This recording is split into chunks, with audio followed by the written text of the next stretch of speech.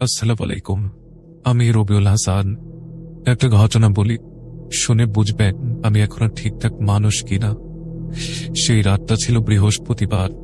দাদার কুলখানি ছিল, তাই রাত 1টার দিকে আমি একাই গিয়েছিলাম কবর জিয়ারত করতে।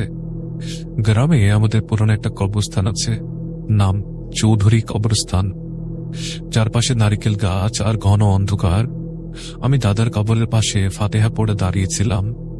হঠাৎ চোখে পড়ল একটা নতুন কবর, একেবারে কোণার দিকে, অন্য সব কবর থেকে আলাদা। কাছে গিয়ে দেখি কবরটার মাথায় পাথরের টুমস্টোন বসানো, আর তাতে একটা ক্রস চিহ্ন। আমি চমকে উঠলাম, এটা তো মুসলিম কবরস্থান, এখানে খ্রিস্টান কবর কিভাবে এলো? কাছে গিয়ে দরজা জ্বালালাম। টুমস্টোনে লেখা, in loving memories of Sarah Collins, 1987 to 2023। আমার শরীর কেঁপে উঠল। তার নিচে ইংরেজিতে খোদাই করে লেখা, শি শ্যাল রাইজ এগেন।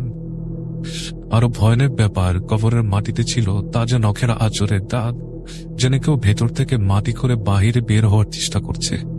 আমি পেছন ফিরতে হঠাৎ শুনলাম একটা ফিসফিসানি হাসি। আয় রবিউল, আয়। আমি পাথরের মতো ঠায় দাঁড়িয়ে গেলাম। চোখের কোণ দিয়ে দেখলাম কবরের পাশে একটা কালো ছায়া, মাথায় লম্বা ঘোমটা। সে হাসছে, না হাসি না, যেন কারো বুক চিরে ফেলে সে আনন্দ পাচ্ছে।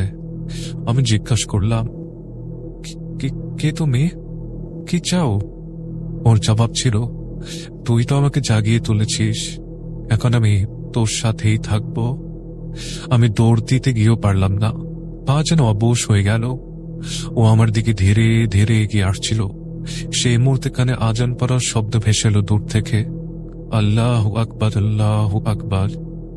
ছায়াটা থমকে দাঁড়ালো, তারপর একটা বিকট শব্দে চিৎকার করে মিলিয়ে গেল হাওয়ায়। আমি দৌড়ে বাড়ি চলে এলাম। জ্বর নিয়ে 3 দিন বিছানায় ছিলাম। আজও রাতে ঘুম ভাঙা কবরে সেই ফিস ফিস শব্দে, শি শ্যাল রাইজ এগেন। আপনারা যদি কখনো কবর জিয়ারত করতে যান, ভুলেও নতুন কবরের দিকে তাকাবেন না, কারণ সব কবর মানুষকে দাফন করে না, কিছু কবর ভেতর থেকে কাউকে ছেড়েও দেয়। এই ছিল আমার ঘটনা। আসসালামু আলাইকুম।